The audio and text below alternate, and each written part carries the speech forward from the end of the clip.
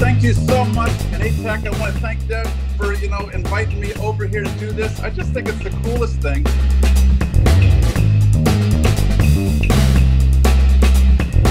I got a house full of just like a lifetime full of getting things. And it's so funny because right now in my living room, this blue that you can see in the background just got added this last week. So I am over here and there's nothing on my walls right now because I didn't want to add anything yet because I'm going to let the paint get really nice and hard and then I'm going to add it. I'll tell you about my bicycle in a little bit. And there's a few things over here that I'm going to go ahead and tell you about and some stuff in that corner. But we swing around over here. And this was one of the things that I promised I would tell people about. Welcome to the 1984 Easter beer hunt. Rules: find one beer at a time. Return to porch and tell judge. Drink beer on porch. Repeat till beers are all found and consumed. Cheaters will be punished. And the funny thing with that, when I was in the Army, I was in Augsburg, Germany, and I was hanging out over there. And because you're homesick in Germany and you don't have your family and it was Easter time, and my buddy Andy decided that he was going to have an Easter beer hunt. So we went ahead and we got a bunch of cans of beer and we spray painted them and hid them out in the yard in our barracks. And then we all went out looking for them and you got to find them. Instead of eggs, you got cans of spray painted beer. And I liked that so much. When I was in college, that sign was made by my old roommate, Andreas Doulamatis. He's from Greece. He moved into this little house at 1023 Bolus in Toledo. And we always called it the cottage without a lake. And he had his little bedroom, I had my little bedroom, and then it had the dining room and the kitchen together. And when we were there, we just had these beautiful parties. The Easter beer hunt was the big one, and the people were going out and running around.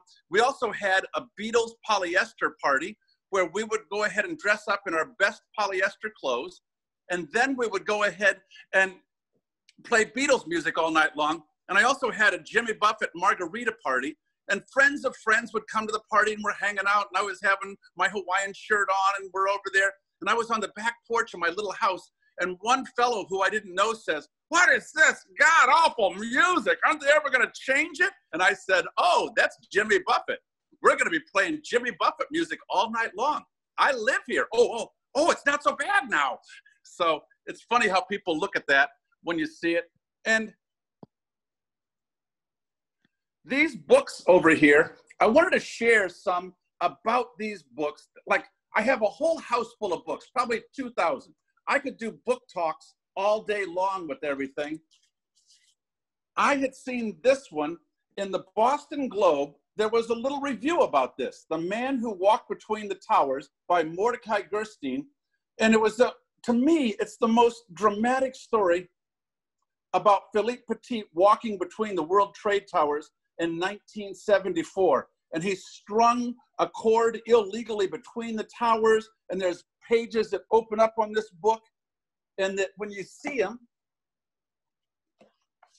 there's parts where he's on the wire and the whole thing, like it opens up like this, where you can see that. And then he's way up there at the top and people are looking up. Look at that.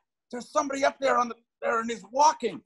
And then he goes ahead and he actually would lie down on the wire a quarter mile up in the air. And it was just astounding to me. And it was one of the first times I had heard about Philippe Petit. So I got so fascinated with it. And it's so funny because I would say that I'm not overly comfortable at heights, but I enjoy going ahead to watch this and see this book. So I went ahead and I read one book and it said Philippe Petit was in New York City and he went to a church and he changed the light bulbs in the church by stringing a high wire going between the sides of the church. And he would walk on that wire with the light bulbs and change the ones that were burnt out. So I wrote to him, care of that church. And a couple weeks later, I got a note back and I'd asked him if he could sign my copy of this book. So he did. And he signed it there, Philippe Petit, 2004. And then Mordecai Gerstein was at the Wellesley Library. And Mordecai Gerstein was there and he he drew a picture of Philippe Petit on the high wire, and he said it was the first time he'd ever signed a book that Philippe Petit had signed also first. So I just think that that to me, and the very last page of this here, but in memory, as if imprinted on the sky, the towers are still there. And part of the memory is the joyful morning, August 7th, 1974, when Philippe Petit walked between them in the air. And I thought, oh, what a beautiful way to just look at the, the idea of what 9/11 is, and seeing the towers there and such. And then this book is one, Sketches of Nebraska by Robert Hanna, which I thought was so cool. I got to tell you a little bit about this first. There was a book of poetry by Ted Kooser. Ted Kooser was the poet laureate of the United States from 2004 to 2006. He had postcards that he saved up, and he wrote poems to women on Valentine's Day. And he had them all printed up, and he would send them out. And he stopped when he got to 2,500 postcards that he was sending out because he said it was too expensive. And he put them all in a little book. He collected them up over the years, and he published them in a Valentine's Day book. That book was illustrated by Robert Hanna, and it had the coolest line drawings in it with the black and white drawings. And I just love black and white art, and I think that is so cool. So I go online and I look to see if there's any books that Robert Hanna might have done. And he's got Sketches of Nebraska, is him going around Nebraska in his pickup truck for 18 months. And he would go ahead and he might take a picture of an old rail station, or he might take a picture of a bar that was over here that was decrepit and not going to be around anymore. And the thing that, when I got this, I was so taken back by this first paragraph. On the wintry night of February 9th, 1939, my mother was unable to get a hospital in O'Neill or Nehi, Nebraska, because the roads were impassable. There was no hospital in my little hometown of Ewing, and with the assistance of my Uncle Louis, Mother gave birth to twin boys in an apartment above a beer tavern. Both of the babies appeared to be dead, but soon one cried out. My brother Roger died without taking a breath.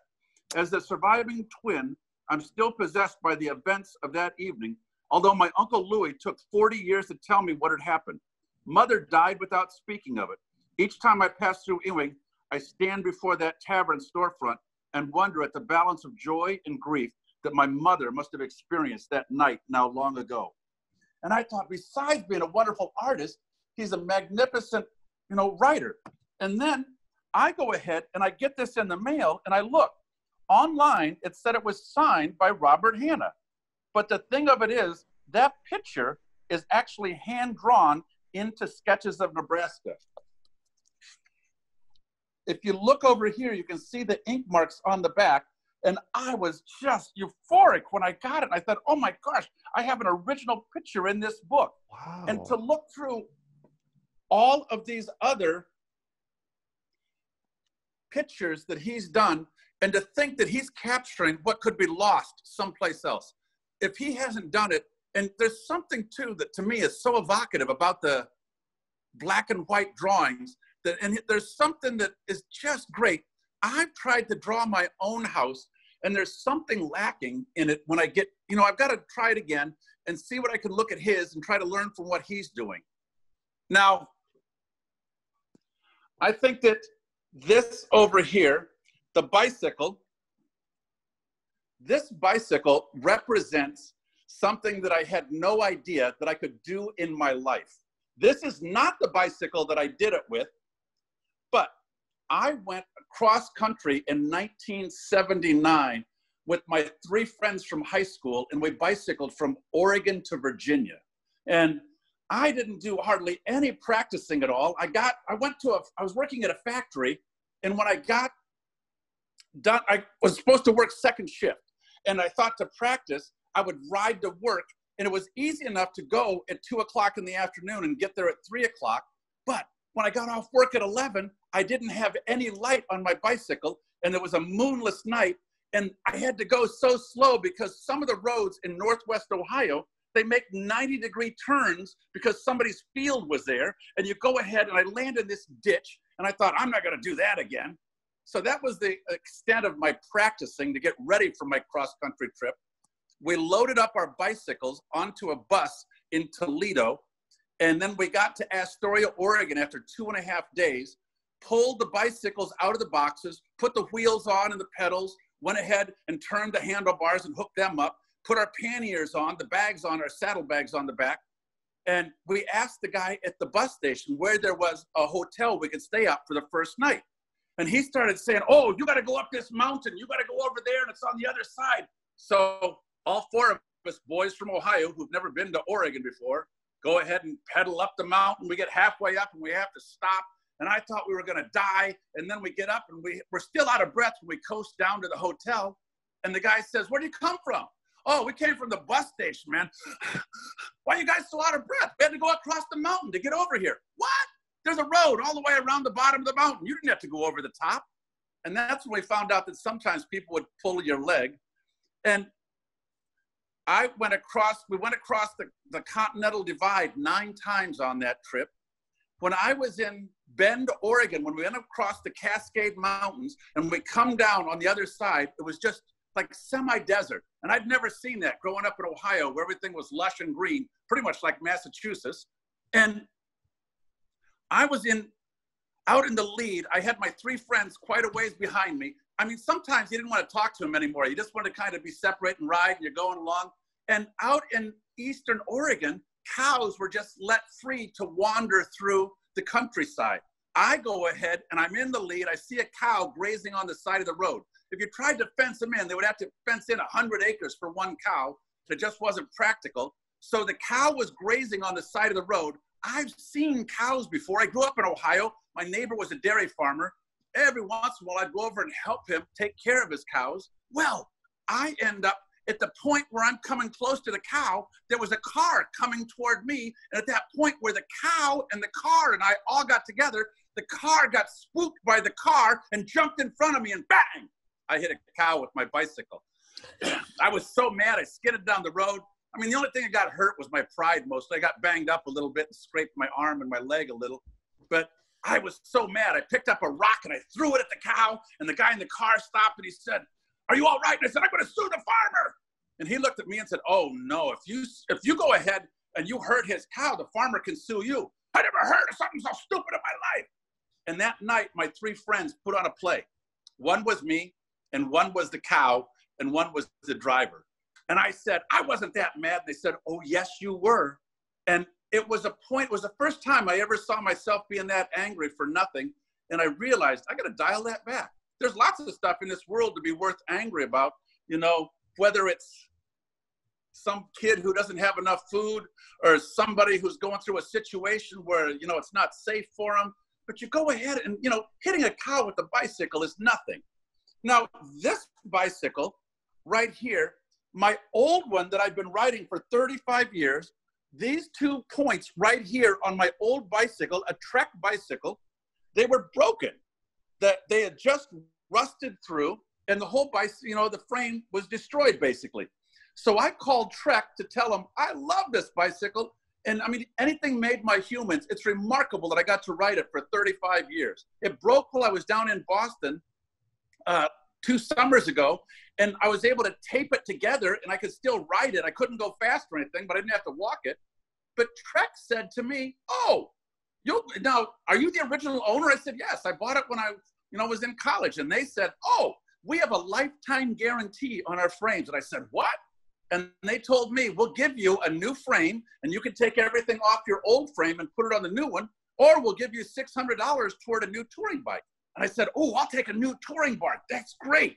And the fancy thing with this is I was talking to my neighbor, and I said, look at that. Can you believe it? It's got disc brakes on the bike.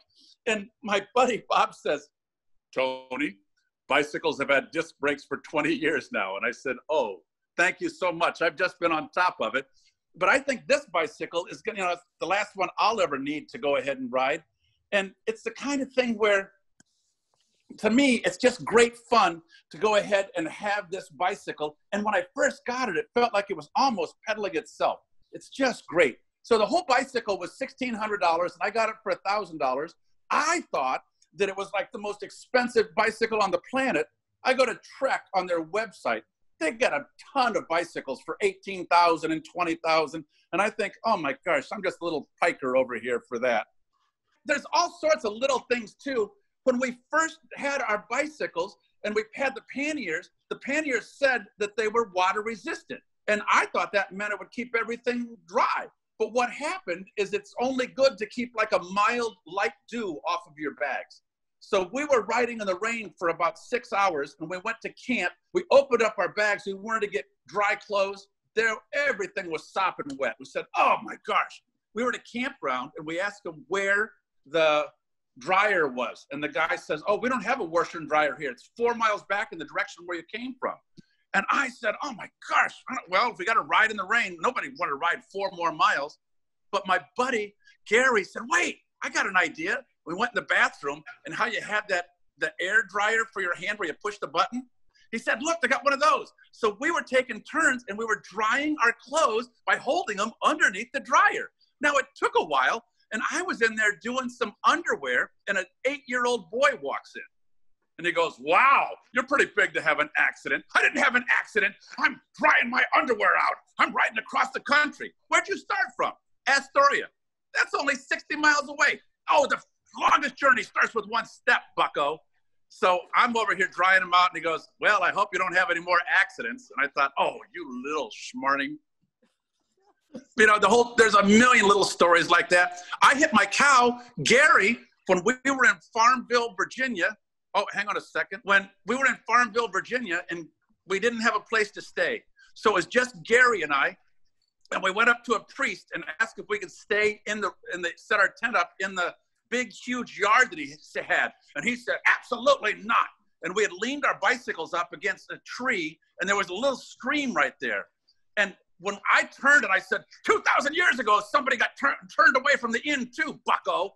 And we're walking back toward our bikes, and Gary's bike, of its own volition, started rolling, and it rolled into this stream. And he's in the stream. Luckily, it's only like chest high. Everything he owns is on that bicycle. His money, his tent, his clothes, his camera. And I'm holding on to that little tree, and I'm trying to reach down and grab his bicycle. And the whole thing just struck me as the funniest thing in the world. And I just started laughing. And Gary looked up and said, oh, yeah, you think it's funny? At least I never hit a cow with my bicycle. And I let go, and his bike fell into the water. And we didn't talk for about an hour after that. But then, you know, you go ahead. And something like that, you end up either, I think, loving the friend, or you end up hating him. And we ended up on the love side. So it's just great that way. So, oh, let me show you a couple other things here, folks. This right here is a hand-carved right whale. So that whale is carved by John Early, who is my neighbor 1 block away. Now, Mr. Early went ahead and every year for Christmas gave me a beautiful radiator cover. So I polyurethaned it and sanded it, but he went ahead and he would go ahead and have that. And that's how I thought of him, as being a fantastic carpenter. And he said, oh, I go ahead and I've taken up carving after I retired. And I said, really? I went to his house, and he has probably 30 whales and birds that he's carved.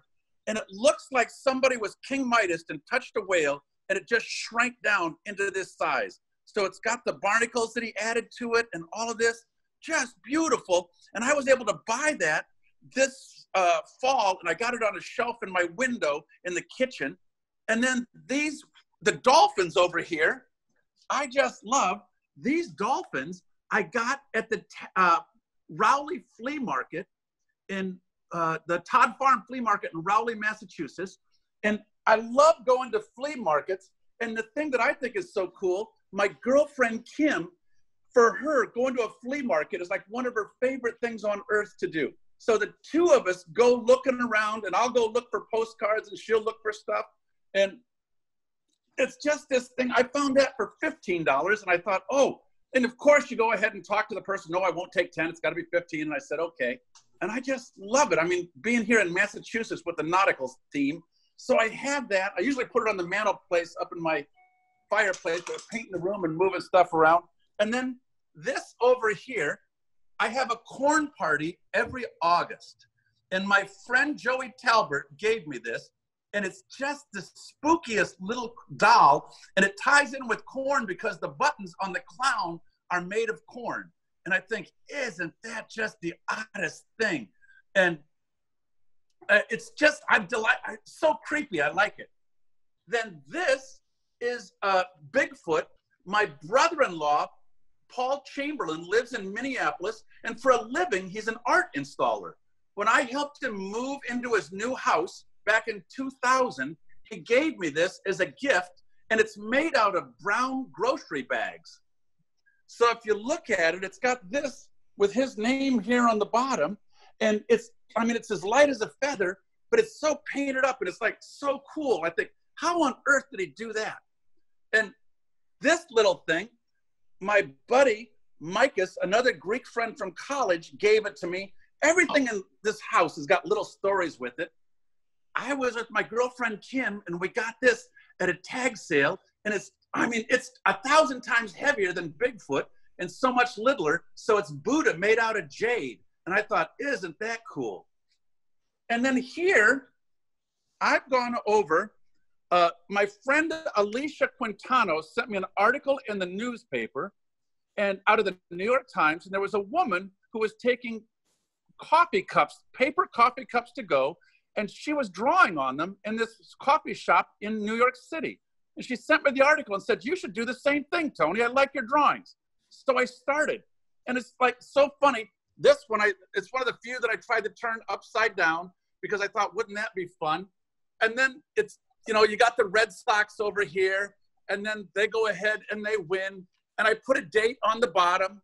The fair weather fan celebrates, because that's me. I mean, I don't go down unless somebody invites me and says, oh, I got a ticket, and you draw weird things and make funny designs with them. And I've been lucky at the Beverly Library. I've had exhibits of probably 200 cups each at the library for a month each. And I thought, when I'm going to display these, I'm not going to get an expensive shelf. So I made cardboard shelves because and I wanted people to pick up the cups and look at them and turn them around, because it's got art all the way around. And I thought, somebody said, what if they drop one and step on it? I said, it's a used coffee cup. I'll go ahead and just draw on it again. And I have a friend of mine in Toledo. She loves frogs. Now I've got to take this to her, A Frog in Your Throat. And it's a metal sign that I thought would be just so cool to give to her.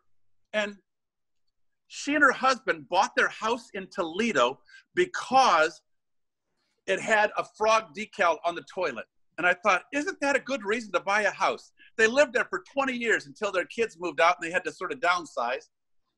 And then in my life, I've gone out and I've collected a gazillion postcards.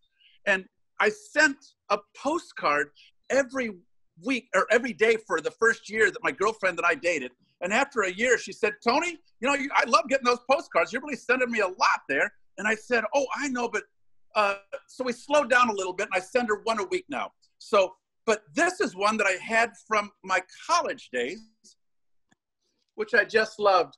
It's great to be regular. All vegetable makes the difference. And I usually have that in the bathroom.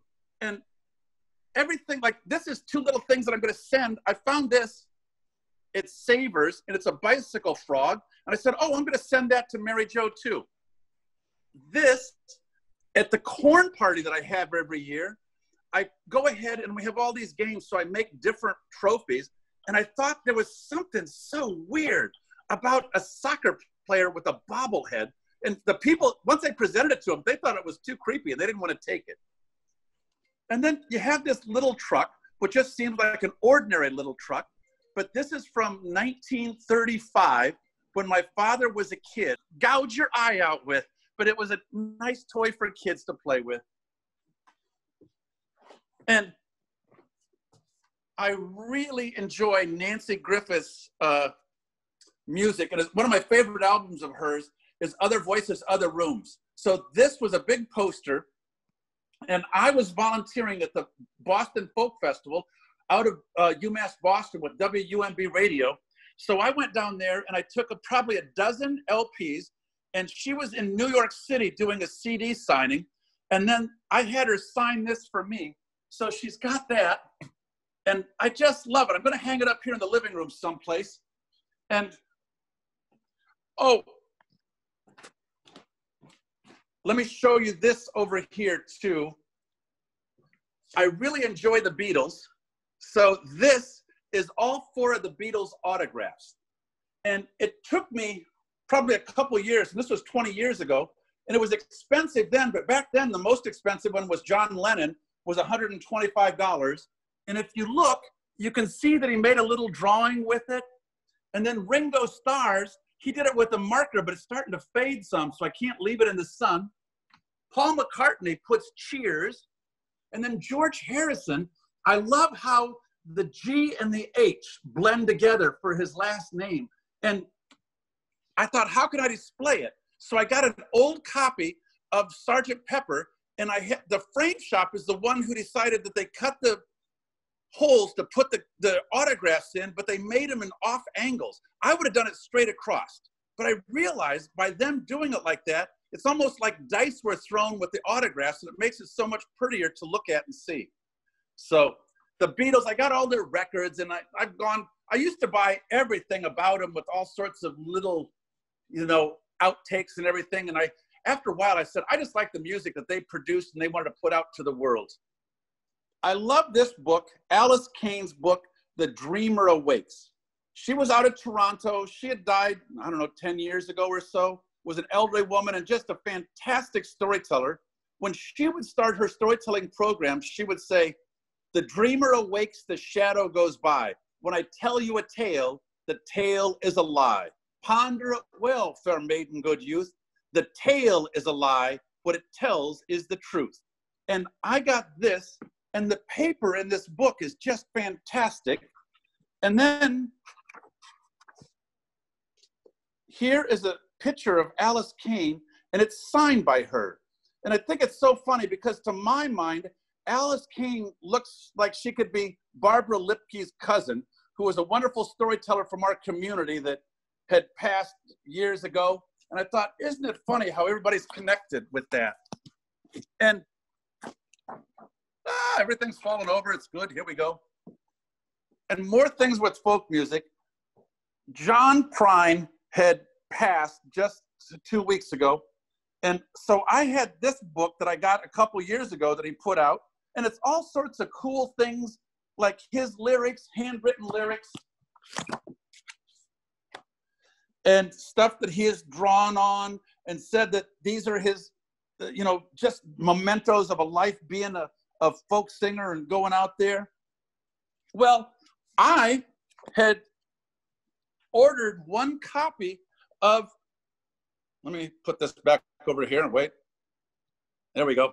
I had ordered a copy of a CD that he did in 1971. There was a folk show that he did on radio, and they called it The Singing Mailman because he was a mailman and he was writing these great songs, but he was just basically singing them to himself. And when I ordered the CD, I asked, can you go ahead and get me, have John sign it? Any chance of that? And the guy says, oh, I'm sorry, he's not in right now, but I'll see if we can put it into the queue. And I said, okay.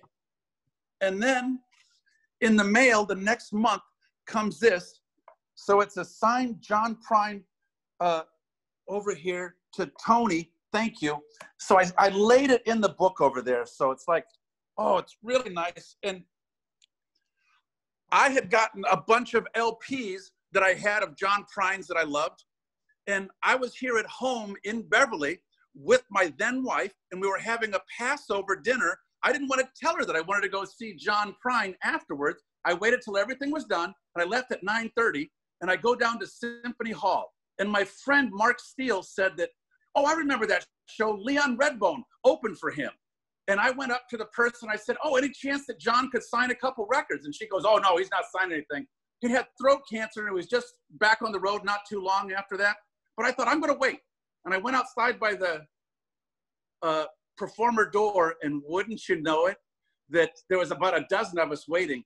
And I went in with 6 albums, and he signed all 6 of them for me. And it was just the coolest thing. And there was a disc jockey from WUMB radio, and Dick Pleasance, and he just loved John Prine. And Dick Pleasance had Parkinson's disease, and it got to where he wasn't able to move around very much, but everybody still loved this man, and they'd send him cards, and they wanted to have a benefit to help him for his health care. So they did it in Arlington, and they had 5 performers on the stage, and I took one of the John Prine signed albums, and I had all those performers sign it. They said, "We can't sign this, John Prine signed it." I said, "Yes, you can. Dick loves John Prine, but he loves you guys more. He knows you." So they all signed it, and we gave it to Dick Pleasance, and he was grinning from ear to ear. Now, I can keep going over here. There's a couple other books. My one friend had said that with this book, he was surprised that I knew it, Step Right Up by Dan Mannix. And it's just the coolest book. And it's up from 1951. And it's him talking about living in a carnival sideshow. And he did it for 3 years, but he wrote the whole book like it was 1 year. And I went ahead, I found out about this book when I was in Marblehead at the Unitarian Church, and I was there at the bookstall, and they had the bookstall, and you try to open it up a couple hours a week, and people would come in and say, "These are the same books that I saw last month. There's nothing new here." So when I was in charge of that, I pulled every book off the shelf, and I went ahead and I read the first paragraph. And if I didn't like the first paragraph, I ditched the book to the library. Well, this is the first paragraph of Step Right Up.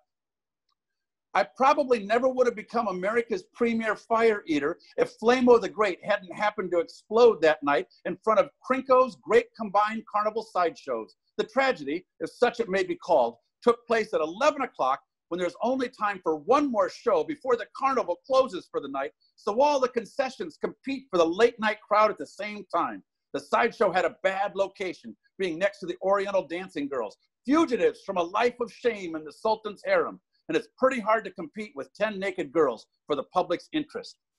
And I just love that introduction and that paragraph, and the whole book is written that well. And when my girlfriend Kim was over here, she was asking me, a house full of books, "Which ones are your favorite ones?" I said, "Oh, this one, this one, this one, and this one." All of them are signed, except I got my copy of Step Right Up, and it's not signed. And I didn't think anything of it because, I mean, and it's funny to go online. I mean, I looked before, and I could get J.R.R. Tolkien's autograph for $3,500. This was many years ago, but it was available, way more than I could ever spend. And 2 Christmases ago, I get a box from Kim, and I open it up, and it's a signed copy of Step Right Up. And Dan Mannix has got his autograph, and I go, "Oh my gosh, I don't know how you beat the book man at his own game. I mean, that's incredible. I hope you didn't pay like a house payment for it, because I'm nowhere near worth a house payment." And she just smiled. She never told me how much it was worth. So, or what she paid for it, or how she got it. And it's just like the coolest gift that she gave to me.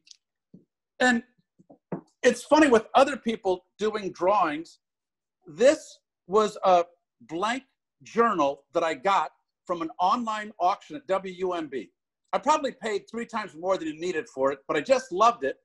And I had it for about 7 years without drawing anything in it, because I thought, I don't want to go ahead. There's nothing I can do that would be worthy of this beautiful book, this handmade book that this woman made. And then I started thinking about it, how grandma would go ahead and she would have these fine dishes. But when she would invite her friends over, "Oh no, we'll just use the regular ones. We'll use the paper plates." And she loved her dishes, but she died without ever using them. So I went ahead and basically one day just woke up and said, "You know, I don't care if it's any good or not. I'm going to start drawing in this." So like I just started looking. This is at Cityside Diner, the back side of their neon sign that's there. And so some of the stuff is trying to be like, this was out of a picture out of the Boston Globe of a car fire. And I thought, how do you show fire with just blue ink? And then a rotary phone. I think, isn't that cool that, you know, you'll never see those again. And then a lot of it's just these crazy designs with things. And it's just going ahead. This was Paul in Pieces. It was an illustration in the Boston Globe. And my nephew, Paul, had just died in a motorcycle accident. So it's funny how art ties you together and puts different things in. So it took me a couple of years to go ahead and fill that out. And let me, one more that goes back. We started out with the motorcycle, or with the bicycle trip. This book, Ted Simon's book, Jupiter's Travels,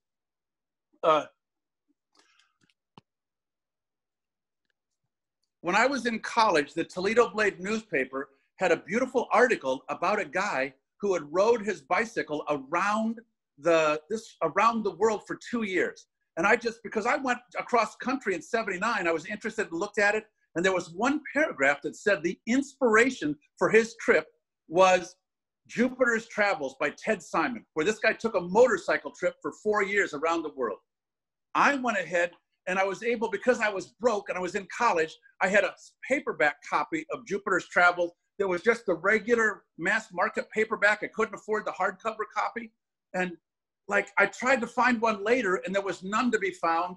And I just loved this adventure story about how this guy takes off from London and he's going to ride his motorcycle. He didn't have a license and he was going to do it without a license. And he had a fake license to go around the world on, and just a different kind of world and everybody that he saw and what he did. Just a beautiful travel trip.